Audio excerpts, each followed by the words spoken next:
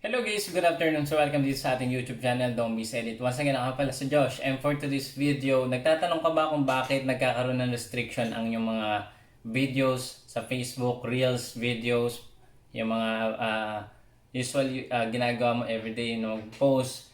Nagkakaroon ng restriction. Unang-una guys dito kung bakit nagkakaroon is meron kang nalabag na policy issue. Isa na dito yung paggamit mo ng sound na mayroon siyang copyright. Okay, so dito automatic yan, i-mute yan ni Facebook and magkakaroon kang record kay Facebook sa mga ilang post mo pa nito, magkakaroon ka ng violation or ng strike. Kapag nagkaroon ka nito, posible, ang pinakamasama na mangyayari is ma-demonetize yung Facebook mo or ma-delete yung video. Yun, so bababa na din syempre engagement mo niyan, yung reach ng Facebook mo or ng videos mo.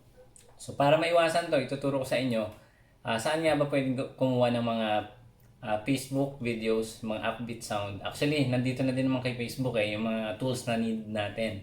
So, etong example na to guys is monetization on the video has been restricted. So, para maiwasan mo to guys, sundin mo to. Sobrang dali. Alam ko yung ibang content creator nagtataka. Andun naman din kay Facebook yung mga music na kailangan natin So, papakita ko sa inyo. Okay. Ang kailangan mong gawin is punta ka sa Creator Studio. Kung meron kang Chrome or meron kang laptop, pwede kang bumisita sa Creator Studio. Mula sa Creator Studio, pwede kang pumunta sa sa Sound Collection. And then meron sa dito mga available sound and music na pwede mo ilagay or i-link sa mismong videos mo para maiwasan mo yung copyright. Kasi itong mga music ni Facebook mula dito is galing talaga kay Facebook. Kaya for sure, siguro 99% is maiwasan mo yung copyright issue. Okay, paano nga ba yan? Punta ka lang guys sa Chrome or any browser na na preferred mo. So ako yung Kiwi browser. So nandito na nga ako guys, no? Ilalagay ko yung link sa description para ma-redirect ka na kagad.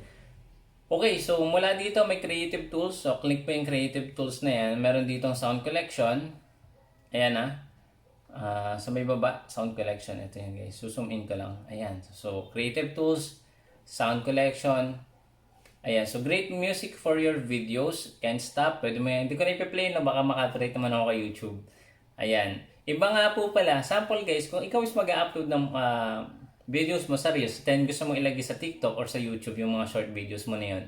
Dapat po iba yung music na ginamit mo. Kuwari, kumuha ka ng sound mula kay Facebook, pang Facebook lang siya. Pero kapag nilagay mo yan kay YouTube, magkakaroon ng copyright issue. Same din kung kay YouTube mo siya kukunin yung video mo, pwede naman yung ipopost mo kay Facebook basta walang watermark.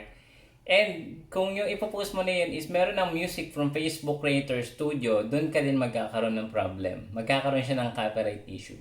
Okay, so dapat kung kukuha ka ng music doon sa Creator Studio ni Facebook or Creator Studio ni YouTube. So ganun po siya. Hindi po siya kung ano yung nakuha mo na sa Creator Studio, wala naman siyang copyright. So yun, naisip mo, meron po yun sa ibang media platform. Nagkakaroon pa rin po siya. Okay? So ito yung mga sound collection.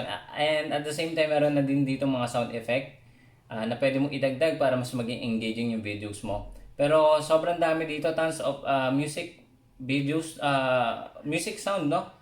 And collection dito. So sa track, ito, then hanap ka lang dito ng pop, electronic.